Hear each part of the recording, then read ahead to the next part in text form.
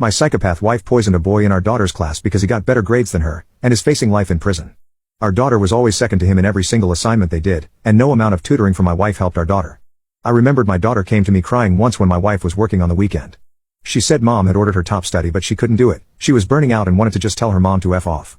I consoled her, got her some ice cream, and later in the day talked to my wife about it.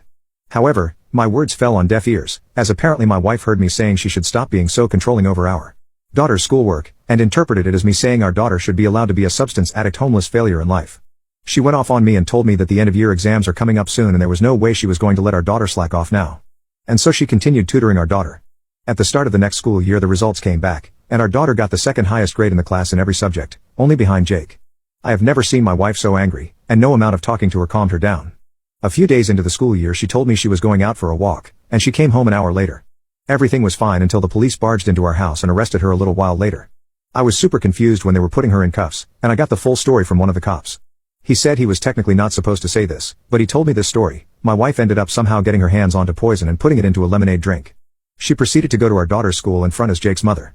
She found a teacher and told the teacher to handle the bottle to Jake whenever she sees him, which the teacher did. Apparently, right after drinking it, Jake started seizures and vomiting and was taken to the hospital. CCTV footage showed my wife handing the teacher the bottle which he drank out of just minutes prior. I was crushed hearing this news, and I immediately broke down in my living room crying as I realized what kind of monster my wife is. Sadly, Jake did not end up surviving and died in the hospital 3 days after the incident. My wife is currently looking at life in prison, and if I need to testify against her I will.